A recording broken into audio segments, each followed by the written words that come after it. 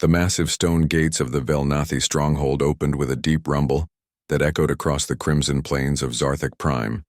Commander Lyra, Velnathi stood on the highest balcony of her family's ancient fortress, watching the human ships land in the distance. Their vessels looked small and fragile compared to the towering spires of her homeworld, like metal insects settling on the red earth. Lyra's hand rested on the hilt of Solrend, the ancestral blade that had been passed down through 40 generations of her bloodline. The weapon's dark metal seemed to drink in the light from the twin suns, while ancient runes carved into its surface remained dormant and cold. She had carried this blade into dozens of battles, had felt its weight as she led her warriors against the enemies of the Empire. Today it felt heavier than usual. "They are smaller than I expected," said Kethmore, her cousin, as he joined her on the balcony. His scarred face showed open disgust as he watched the human delegation approach. How did such weak creatures manage to travel between the stars? Lyra said nothing. She had heard the reports about humans from other worlds. They were peaceful traders, skilled at making deals and avoiding conflicts. Some called them clever. Others called them cowards. All agreed that they were physically inferior to almost every other known species in the galaxy. The human group walked slowly toward the fortress gates. There were only 6 of them, surrounded by an honor guard of 50 Zarthek warriors. Even from this distance, Lyra could see how different they looked. Where her people stood 7 feet tall with natural armor plating covering their dark skin, the humans barely reached 6 feet. Their pale skin looked soft and vulnerable. They wore simple clothing instead of the ceremonial armor that proper warriors should display. One of the humans walked slightly ahead of the others. He moved with steady confidence despite being surrounded by warriors who could crush him with their bare hands. His dark hair was cut short in a military style, and he carried himself like a soldier, though Lyra could not see any weapons on him. "Commander Lyra," called Captain Vorthek from below. "Your father requests your presence in the Great Hall." "The humans have arrived." Lyra nodded and turned away from the balcony. As she walked through the stone corridors of her family home, she passed portraits of her ancestors. Great warriors all, who had carved out the Velnathi territory with blood and steel. The painted eyes seemed to watch her as she made her way to meet these strange visitors from across the galaxy. The great hall of the Velnathi clan was a vast chamber carved from black stone. Banners hung from the high ceiling, each one representing a victory won by her family over the centuries. At the far end of the hall sat her father, Warlord Thane Velnathi, on a throne made from the bones of a great beast he had slain in his youth. The human delegation stood in the center of the hall, looking small and out of place among the towering Zarthek warriors. Lyra took her position at her father's right hand and studied the visitors more closely. The man she had noticed from the balcony stood at the front of the group. Up close, she could see that his eyes were a strange blue color, like the deep ice of her homeworld's polar regions. He wore a simple gray uniform with no decorations except for a small metal pin on his collar. When he spoke, his voice was calm and steady. "Warlord Thane Velnathi," the human said, bowing his head slightly. "I am Marcus Chen, representative of the Terran Federation. We thank you for allowing us to visit your world." Thane leaned forward in his throne. "You seek mining rights for the crystal deposits in our northern territories. What can your people offer in exchange for access to our sacred stones?" Marcus stepped forward and placed a small device on the floor. A holographic display appeared, showing star charts and technical specifications. "We offer advanced medical technology, agricultural improvements, and protective treaties with other Federation worlds. Our scientists have developed treatments that could extend Zarthek lifespans by decades." Murmurs rippled through the assembled warriors. The crystals the humans wanted were valuable, but they were also considered holy by many clans. Mining them would require careful consideration and many negotiations. "We will consider your offer," Thane said. "Tonight you will feast with us as our guests. Tomorrow we will discuss terms." The feast that evening was held in the Hall of Warriors, a smaller chamber where the clan gathered for important celebrations. Long tables were arranged in rows, with the honored guests seated near the head table where Thane and his family sat. The humans looked uncomfortable among the loud, boisterous Zarthek warriors, but they tried to participate in the conversations around them. Marcus sat directly across from Lyra.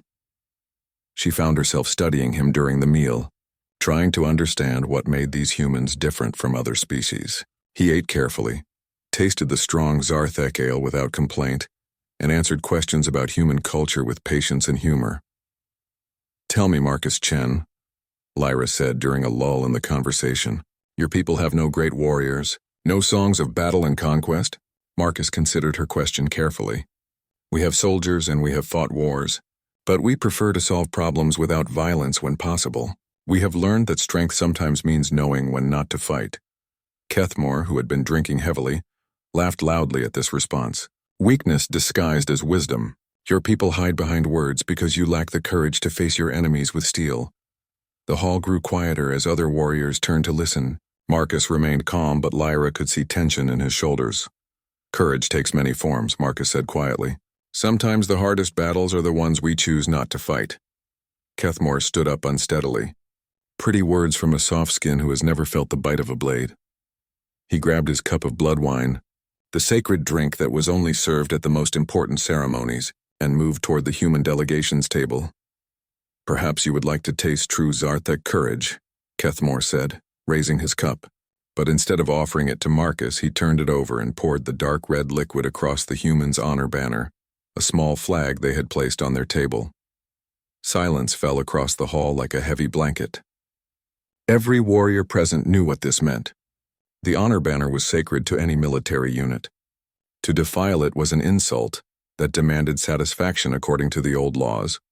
Marcus stood slowly and looked at the wine dripping from their banner. When he spoke, his voice carried clearly through the silent hall. "According to the laws of hospitality and honor that govern this hall, I request the right to answer this insult in the traditional manner of the Zarthek people." Gasps echoed from every table. No human had ever invoked the ritual of Velnathi. No outsider had ever demanded trial by combat in the sacred circle. But the ancient laws were clear, and they could not be denied. Lyra felt her heart racing as she realized what was happening. If Marcus fought her cousin, Kethmore would kill him. It would be murder disguised as honor, and it would shame her entire clan. Without thinking, she rose from her seat and drew Solrend from its sheath. The blade sang as it cleared the leather, and the sound brought every eye in the hall to her. "I claim the right of substitution," she announced, her voice ringing off the stone walls. "As heir to this clan, I will answer for the honor of my family. I challenge Marcus Chen to single combat in the Circle of Judgment." Marcus looked at her across the hall, those strange blue eyes meeting hers. For a moment she thought she saw something like sadness in his expression. Then he nodded once. "I accept your challenge, Commander Lyra Velnathi." The words echoed in the suddenly quiet hall, and Lyra realized that there was no turning back. At dawn, she would face this strange human in combat, and one of them would not see another sunset. The Circle of Judgment lay in a natural depression beneath the Velnathi stronghold, carved from black stone by ancient hands and worn smooth by centuries of use. Twin moons hung low in the dark sky, casting silver light across the sacred ground where warriors had settled matters of honor for over 1,000 years. Lyra stood at the edge of the circle, Solrend heavy in her hands. The ancestral blade felt different tonight, as if it knew something important was about to happen. She had spent the hours before dawn in meditation, preparing her mind and body for combat as her teachers had shown her. Every movement had been practiced thousands of times. Every technique had been tested in real battle. Across the circle, Marcus Chen waited quietly. He wore simple black clothing that allowed for easy movement, and he carried only a single combat knife at his side. The weapon looked crude compared to Solrend, just plain titanium steel without any decorations or ceremonial markings. Lyra almost felt sorry for him. The entire Velnathi clan had gathered around the circle to witness the duel. Warriors stood shoulder to shoulder on the stone benches that surrounded the fighting ground, their faces serious in the moonlight. Her father sat in the place of honor, his expression unreadable. Even the human delegation had been allowed to watch, though they looked pale and worried. Master Quindar, the eldest warrior of the clan, stepped forward to speak the ritual words. His voice carried clearly in the still night air. "Warriors of the Velnathi clan, we gather under the twin moons to witness trial by combat. Commander Lyra Velnathi fights to defend the honor of our family. Marcus Chen of Terra fights to answer an insult given. Let all who watch remember that honor demands satisfaction, and satisfaction demands blood." The old warrior raised his hands to the moons. "By the spirits of our ancestors and the strength of our bloodline, Let this combat begin. Lyra and Marcus walked to the center of the circle and faced each other. According to tradition, they would salute before the fighting started. Lyra raised Solrend in a formal warrior's greeting, the blade catching moonlight along its dark edge. Marcus drew his simple knife and held it up in response. As he did, Lyra noticed something strange. His hand was perfectly steady, without the slightest tremor that should come from facing a superior opponent. His breathing was controlled and even. Most surprising of all, his eyes showed no fear. "You still have time to yield," Lyra said quietly. "There is no shame in admitting when you are outmatched." Marcus shook his head slightly. "I cannot yield. My people's honor is at stake." "Then may you find peace in the next life," Lyra replied, and the formal words marked the beginning of combat. She started with a simple testing strike, a diagonal cut that would gauge his reflexes and skill level. Marcus stepped back and parried the blow with his knife, the metal ringing against Solrend's edge. The parry was clean and efficient, exactly what a trained fighter would do. Lyra pressed forward with a series of quick attacks, each one designed to probe his defenses. Marcus responded to each strike with precise movements, deflecting or avoiding her blade without wasting energy on unnecessary flourishes. He fought like a soldier rather than a warrior, focused on survival rather than glory. The crowd murmured as the first exchange ended without either fighter landing a significant blow. Lyra could hear surprise in their voices. They had expected the human to fall quickly, overwhelmed by her superior reach and strength. She decided to increase the pressure. Moving into the flowing river pattern, she launched a complex series of attacks that combined cuts, thrusts, and feints in a rhythm designed to confuse and overwhelm. The ancient runes on Solrend began to glow faintly as the blade moved through the traditional forms. Marcus responded by changing his fighting style completely. Instead of the defensive movements he had used before, he began to counterattack between her strikes. His knife darted in toward her wrist, her shoulder, her knee, forcing her to adjust her attacks to defend herself. Lyra felt a moment of genuine surprise. This was not how the fight was supposed to go. Marcus should have been driven back by her assault, forced into desperate defensive moves that would leave him open for a finishing blow. Instead, he was adapting to her tactics and finding ways to threaten her even while defending. The two fighters circled each other in the center of the ring, their weapons catching the moonlight as they moved. Lyra could feel sweat on her skin despite the cool night air. This was taking more effort than she had expected. She tried the Serpent Strike, a deceptive attack that appeared to target the chest but actually cut toward the leg. Marcus saw through the feint and stepped inside her reach, his knife coming up toward her ribs. Lyra twisted away at the last second, feeling the blade pass close enough to cut through her shirt. The crowd gasped at how close the human had come to landing a serious blow. Lyra heard her cousin Kethmore shouting insults at Marcus, but the sound seemed to come from very far away. All of her attention was focused on the man in front of her. Something was wrong. Marcus was not fighting like someone who had learned combat in gymnasiums and training halls. His movements had the smooth efficiency that only came from real experience. He anticipated her attacks not through study of Zarthek fighting techniques, but through an understanding of combat itself. Lyra launched into the 7 Winds of Death, the most complex attack pattern in her clan's arsenal. 7 strikes flowed together like a deadly dance, each one setting up the next, building to a final blow that no opponent had ever successfully defended against. Marcus parried the first strike cleanly. The second strike he deflected with a subtle movement of his wrist.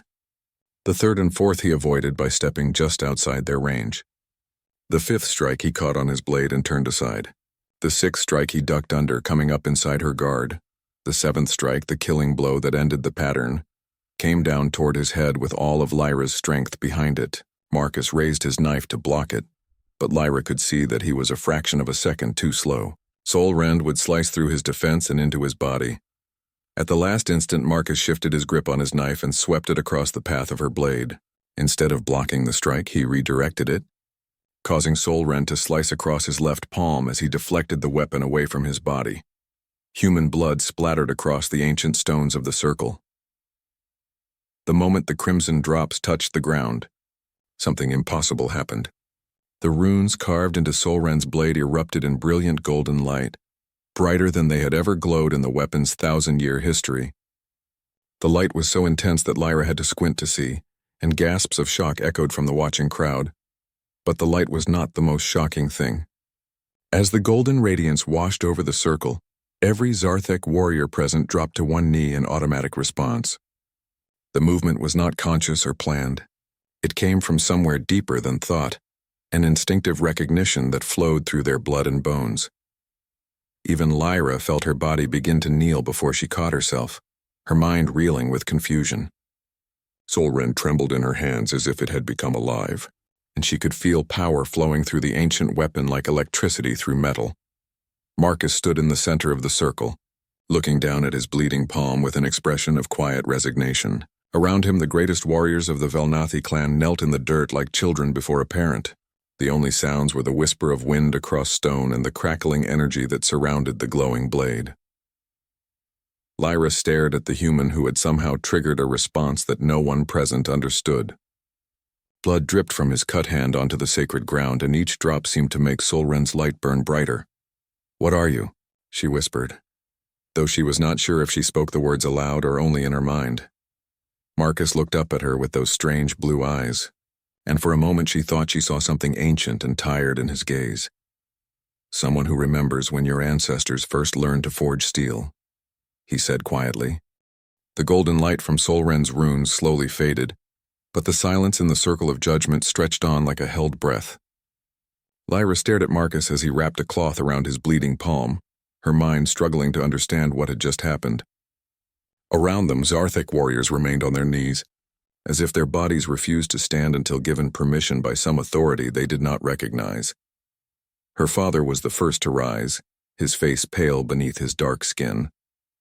Warlord Thane Velnathi had led warriors into battle for 40 years, had faced enemies that would break lesser minds, but Lyra had never seen him look uncertain before this moment.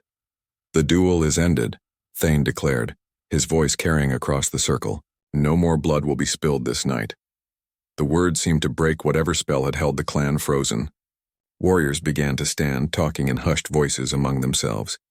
Some touched their weapons nervously, as if checking to make sure their own blades had not betrayed them. Others stared at Marcus with expressions of confusion and something that might have been fear. Lyra looked down at Solren in her hands. The ancient blade had returned to its normal appearance, but she could still feel a strange warmth in the metal. The weapon had served her family for 40 generations, had been forged by the greatest smiths of their people using techniques passed down from the earliest days of their civilization. Yet it had responded to human blood as if it recognized something familiar. "Commander," said Master Quindar, approaching her with careful steps. The old warrior's eyes were fixed on her blade. "We must speak of what occurred here. The clan leaders will gather in the sacred archives. Bring the human." Marcus had finished bandaging his hand and was being helped by his fellow diplomats. The other humans looked as confused as the Zarthek, clearly having no more understanding of what had happened than anyone else. But when Lyra approached him, Marcus met her eyes with that same calm expression he had worn throughout the fight. "Will you come with us?" she asked. "Our lore keepers need to understand what made Solren respond to your blood." Marcus nodded. "I expected this would happen eventually. Your people deserve answers." They walked through the corridors of the stronghold in a strange procession. Lyra led the way, still carrying her ancestral blade. Marcus walked beside her, his wounded hand tucked into his jacket. Behind them came the eldest warriors of the clan, men and women who had studied the old ways and kept the ancient knowledge alive. The sacred archives lay deep beneath the fortress, in chambers carved from living rock before the current stronghold had been built. Thousands of scrolls and data crystals lined the walls containing the accumulated wisdom of the Velnathi clan. At the center of the main chamber stood a reading table made from stone so old that its origins were lost to memory. Master Quindar moved to a section of the archives that few clan members had ever seen. The scrolls here were written in the Old Tongue, the original language of the Zarthek people before they had contact with other species. The writing was so ancient that only a handful of scholars could still read it fluently. "These are the oldest records of our people," Quindar explained as he carefully unrolled a scroll whose edges crumbled at his touch. "They speak of the time before the great clans, before the Empire, when our ancestors were young and the galaxy was different."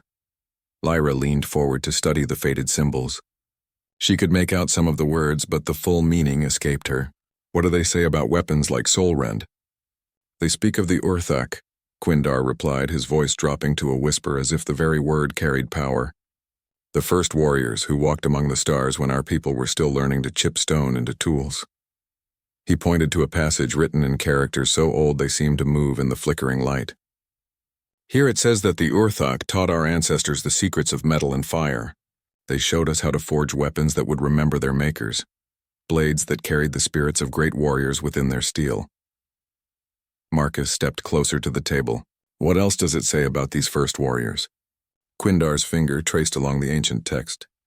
It says they were tall like us, but their skin was the color of pale stone. They carried weapons of great power, but they fought only when all other choices had been exhausted. The Urthak valued wisdom over strength, peace over conquest. They sound like humans, whispered one of the younger warriors. The text says more, Quindar continued. It claims that the Urthak possessed blood that carried the essence of true warriors. When their blood touched a weapon forged in the old ways, the blade would recognize their heritage and show respect to their power. Lyra felt her heart racing as the implications became clear. You're saying that Solrend recognized Marcus as one of these Urthak? That humans are the first warriors of legend? Marcus had been listening in silence, but now he spoke quietly. Your ancestors weren't wrong, but they didn't understand the whole truth. My people are older than we usually tell others. We've been traveling between stars for thousands of years, longer than most species have had written language. He moved to another section of the archives and seemed to study the arrangement of scrolls with familiarity, as if he had seen similar collections before. Long ago, we made contact with many young species. We tried to help them, to share knowledge and prevent them from making the same mistakes we had made. What happened? Lyra asked. What always happens when one group has power over another? Marcus replied sadly. Some species worshipped us as gods. Others feared us as conquerors. A few tried to use our gifts for war and destruction. We realized that true growth can only come from within, not from gifts handed down by others. Master Quindar pulled out another scroll, this one in better condition than the first. This text speaks of the Great Departure. It says the Urthak gathered their people and sailed away to distant stars, promising to return when the younger races had grown wise enough to stand as equals. We didn't leave entirely, Marcus said. Some of us stayed behind, living quietly among you, watching and learning. Others returned to worlds we had discovered earlier, places where we could build societies based on what we had learned from our mistakes. Lyra stared at him as understanding dawned. That's why human diplomats are so good at understanding other species. You've been studying us for centuries. Millennia. Marcus corrected gently. We've watched the Zarthak Empire grow from small tribes into a great civilization. We've seen your people develop honor codes and warrior traditions that surpass anything we achieved in our youth. You've accomplished things we never could. But the weapons still remember, Quindar said, gesturing toward Solrend. The blades forged in the old ways still carry the genetic memory of the Urthak. They recognize your blood as that of their first makers. Marcus nodded slowly. Some things are embedded too deeply to be forgotten. Your smiths learned their techniques from human teachers, even if they didn't know it at the time. The metal remembers its origins. Lyra held up her ancestral blade, studying the runes that had blazed with golden light. Why didn't you tell us? Why keep this secret? Because secrets have power, Marcus replied. If every species in the galaxy knew that humans were the legendary first warriors, what do you think would happen? Some would demand we solve their problems for them. Others would try to conquer us to steal our supposed secrets. A few might even try to destroy us out of fear. He looked around at the assembled warriors, but mostly we stay hidden because the galaxy is better off without us leading. You and the other species have grown strong by finding your own paths. The Zarthak developed a code of honor that puts ours to shame. The Velnathi clan has produced warriors whose courage makes our ancient heroes look like children. So what happens now? Lyra asked. Now that we know the truth? Marcus smiled, and for the first time since she had met him, he looked genuinely pleased. Now we can finally have the conversation we came here for. Not as mysterious humans asking for mining rights, but as old friends hoping to trade knowledge and resources with worthy allies. Lyra felt the weight of Solrend in her hands, but it no longer felt heavy with the burden of ancestral expectations. Instead, it felt like what it had always been, a tool forged by skilled hands to serve a purpose. The spirits of her ancestors were still present in the blade, but now they were joined by the recognition of an even older heritage. The mining rights you requested, she said slowly. "You need those crystals for something important." "We're looking for something we lost a long time ago," Marcus admitted. "Something we hope we're finally ready to find again." Word of what had happened in the Circle of Judgment spread through carefully controlled channels across the galaxy. Within days, encrypted messages passed between the capitals of a dozen different species, each one carrying fragments of a story that seemed impossible to believe. On the ocean world of Kepler, the Aquatic Council received a report from their ambassador to the Zarthek Empire. The council members floated in their great sphere of water, their tentacles writhing with agitation as they discussed the implications. "If this is true," clicked first speaker Valandra, "then the legends our deep singers preserved from the ancient times may be more than mythology." Elder Korthul, oldest of the council, pulsed with bioluminescent patterns that indicated deep thought. "The songs speak of teachers from the void, beings who showed our ancestors how to shape coral into living cities. The songs claim these teachers had pale skin and spoke in harmonious voices. Humans," whispered another council member. "The humans we know as peaceful traders and skilled negotiators.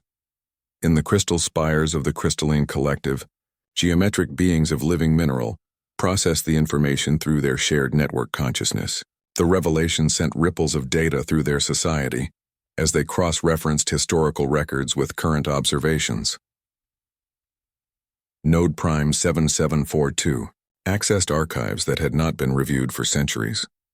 Deep in the data stores, it found references to the Shapers of Stone, entities who had taught the early collective how to grow crystals with perfect mathematical precision.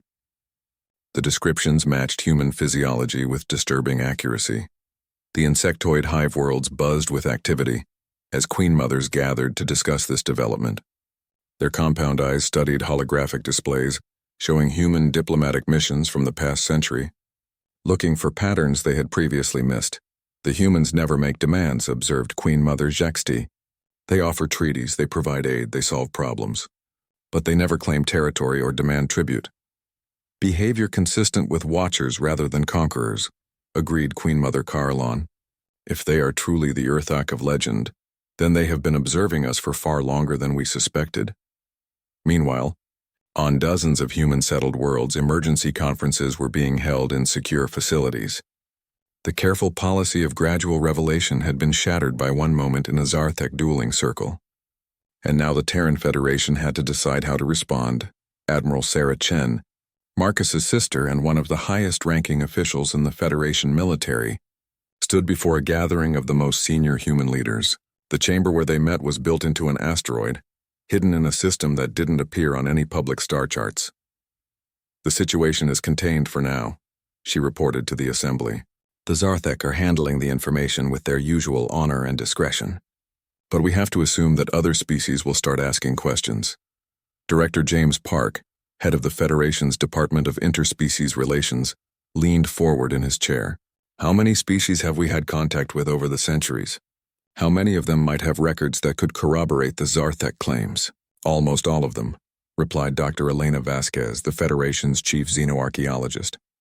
"We've been involved in the development of galactic civilization for over 3,000 years.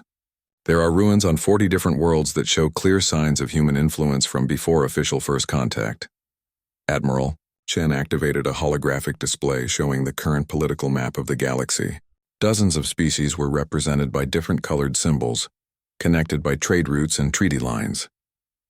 "The question is, do we continue the policy of gradual integration or do we reveal the full truth?" "Revealing everything would cause chaos," warned Director Park. "Some species would demand that we solve all their problems. Others would see us as a threat to be eliminated. The balance we've spent centuries building would collapse overnight. But continuing to hide the truth is becoming impossible," Dr. Vasquez pointed out. "Our technology is advancing faster than we can pretend to develop it naturally. Our diplomatic successes are too consistent to be attributed to luck. And now we have ancient weapons responding to human blood in full view of hundreds of witnesses." The debate continued for hours, with arguments flowing back and forth like the tide. Some favored full disclosure, believing that honesty would ultimately serve everyone better.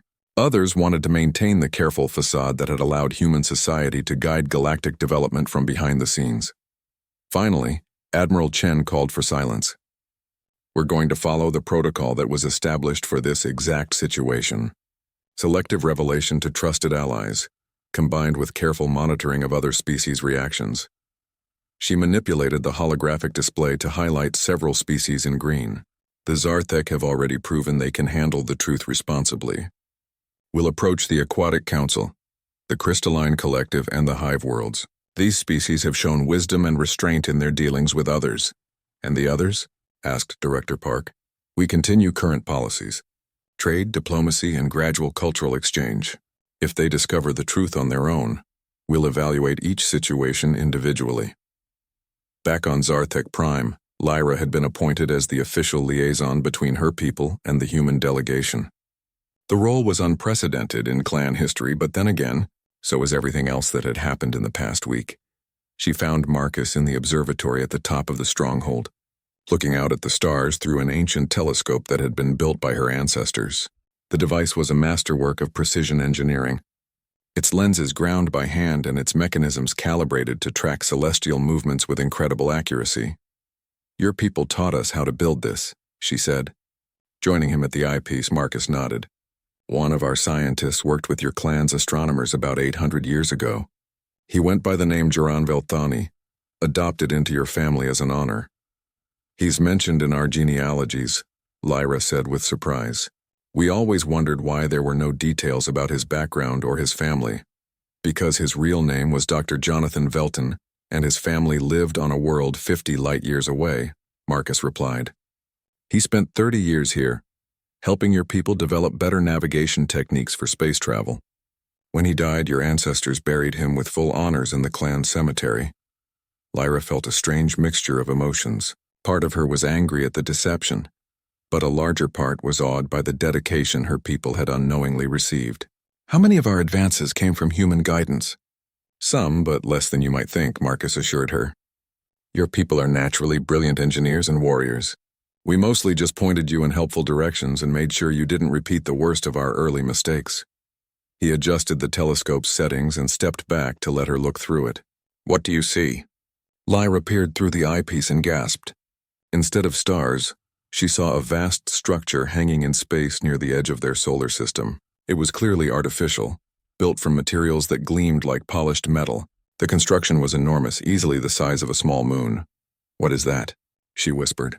A monitoring station, Marcus replied. One of several dozens scattered throughout this region of space. We've been watching over the development of local species for centuries, ready to intervene if someone tried to destroy themselves or others.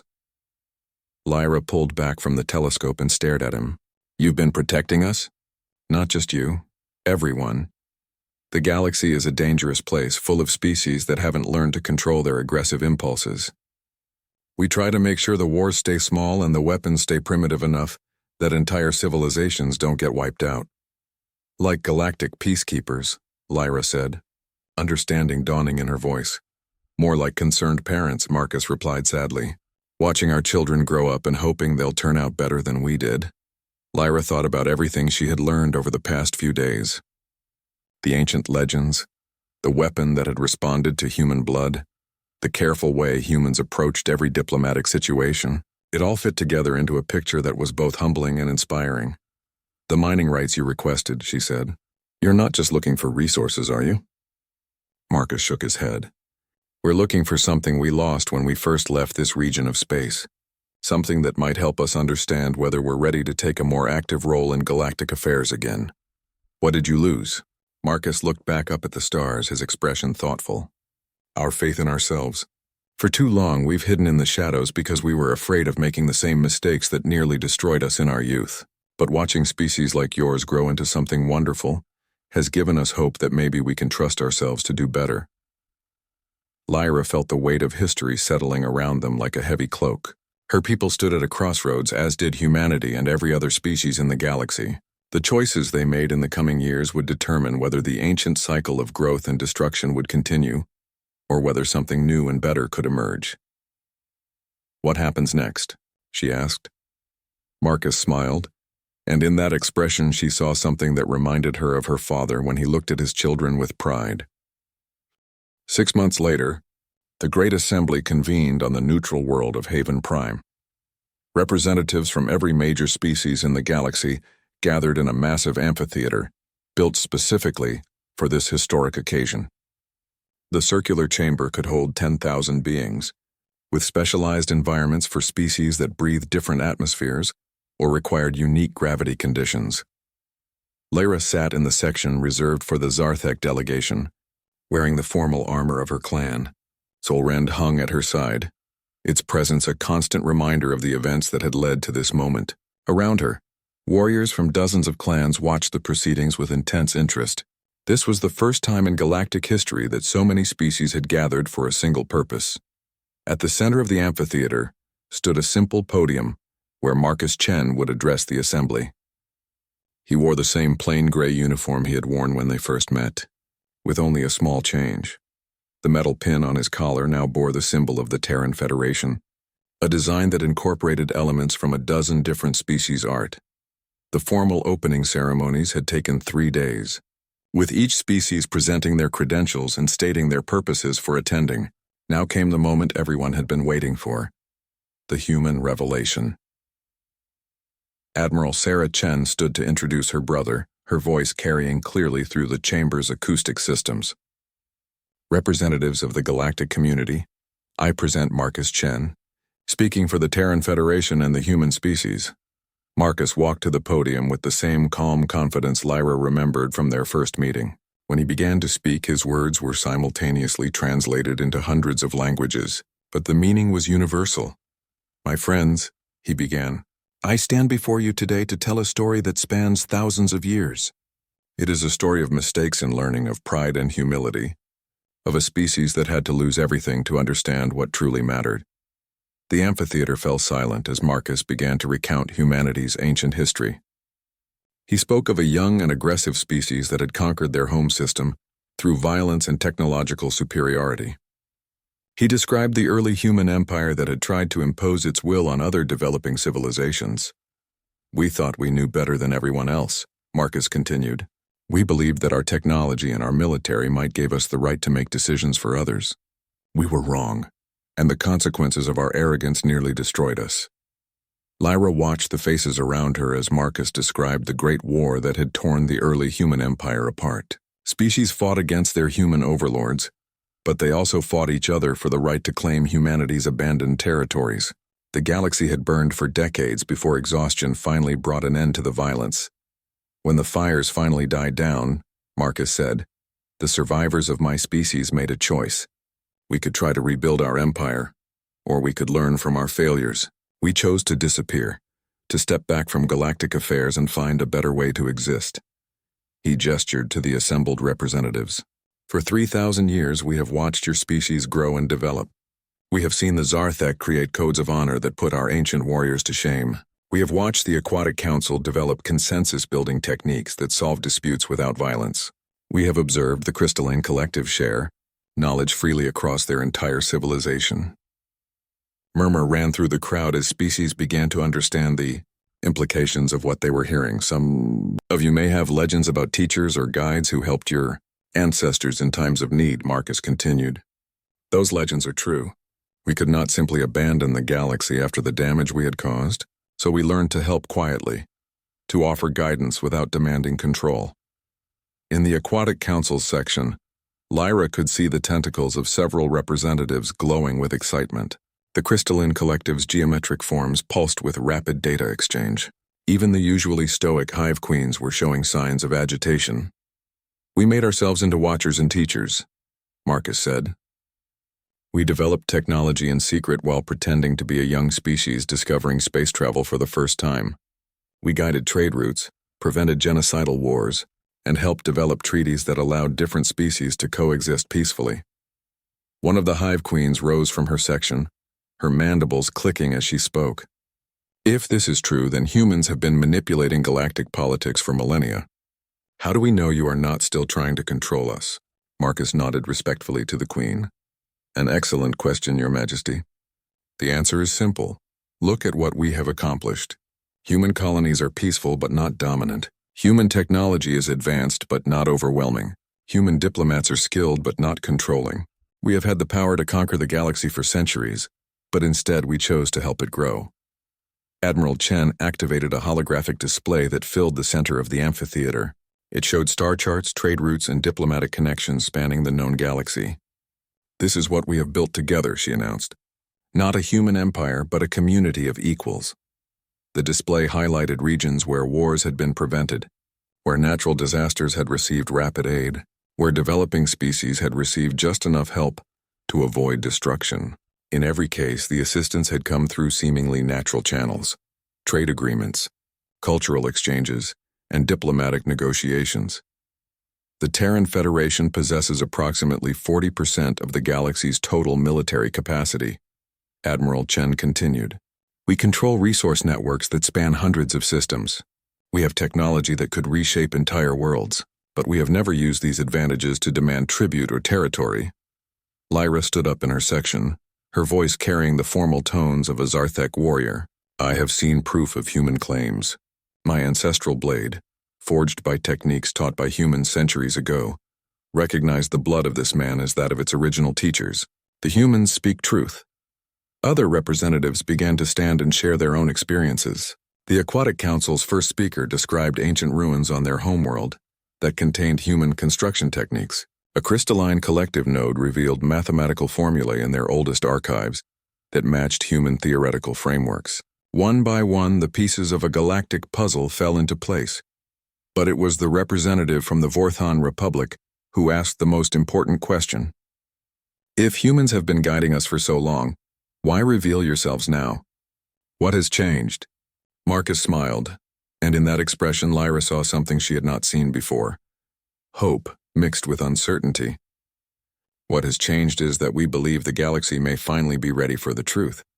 Your species have grown beyond our wildest expectations. You have developed wisdom, compassion, and strength that surpass what we achieved in our youth." He gestured to the assembled representatives. "Look around this chamber. 6 months ago, most of your species had never worked together on anything significant. Today, you have organized the largest peaceful gathering in galactic history. You did this not because humans forced you to, but because you chose to seek understanding." The Hive Queen, who had spoken earlier, buzzed thoughtfully. "You are saying that you believe we no longer need your secret guidance?" "We are saying that we hope you have grown strong enough to accept us as partners rather than teachers," Marcus replied. "We want to step out of the shadows not to resume control, but to offer friendship between equals." Dr. Elena Vasquez stepped forward with another holographic display. "We have prepared a comprehensive data package containing our complete historical records, technological archives, and cultural databases. We offer to share everything we have learned over the past 3 millennia. What do you ask in return?" called out a representative from the Metallic Synthesis Confederation. "Nothing," Marcus answered simply, "except the chance to be part of what you build next. We have spent thousands of years learning to be better than we were. We hope that wisdom combined with your achievements can create something neither of us could accomplish alone." The debate that followed lasted for weeks. Some species were angry about the deception, feeling that humans had treated them like children. Others were grateful for the guidance that had prevented countless disasters. A few were suspicious of human motives despite the evidence of their restraint, but gradually consensus began to emerge. The humans had indeed manipulated galactic events, but they had done so to prevent suffering rather than to gain power. They had hidden their true capabilities, but they had used those capabilities to protect others rather than to conquer them. The final vote was not unanimous, but it was decisive. By a margin of 73%, the Galactic Assembly voted to accept humanity's offer of partnership. The age of secret guidance was ending, replaced by an era of open cooperation. As the assembly concluded, Lyra found Marcus standing on one of Haven Prime's observation decks, looking out at the stars. The planet's 3 moons hung in the sky like jewels, their light reflecting off the hulls of hundreds of ships from every corner of the galaxy. "Do you think it will work?" she asked, joining him at the railing. "This partnership between equals?" Marcus considered the question carefully before answering. "I think it has a better chance of working than anything we've tried before.